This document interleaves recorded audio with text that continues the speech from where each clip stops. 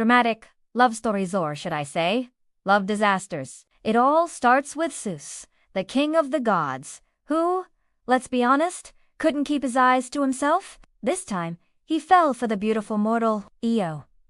Now, Zeus knew his wife, Hera, had a famously short fuse when it came to his affairs. So, to hide Io, he came up with a brilliant plan.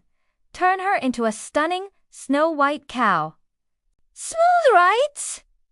Hera, the queen of suspicion, immediately noticed this prize-winning heifer and was like, "Oh, honey, what a lovely cow! You have to give her to me as a gift."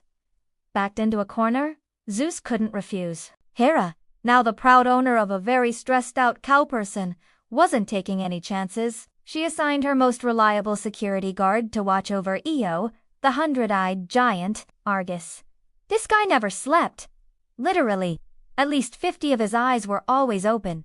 Poor Io was miserable. She couldn't speak, she couldn't run, and she was constantly being watched. Her suffering was immense. Seeing the mess he'd created, Zeus finally felt a pang of guilt. He summoned his clever and quick-footed son, Hermes, with a single mission.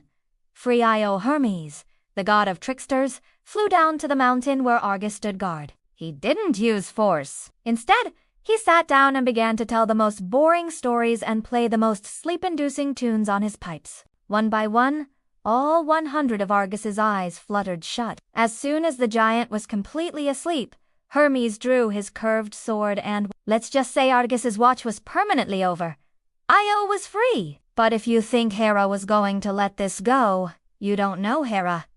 Enraged, she sent a new tormentor, a giant, vicious gadfly. This insect was relentless, stinging Io over and over, driving her mad with pain. She was forced to run and run and run from country to country with no rest. The gadfly was always right behind her, its sting burning like fire. During her desperate flight, she stumbled upon the Titan Prometheus, chained to a rock. The great prophet foretold her future, telling her that her torment would only end in a distant land called Egypt. Spurred on by this glimmer of hope, and still pursued by the gadfly, Io continued her journey. After countless trials, she finally reached the fertile banks of the Nile.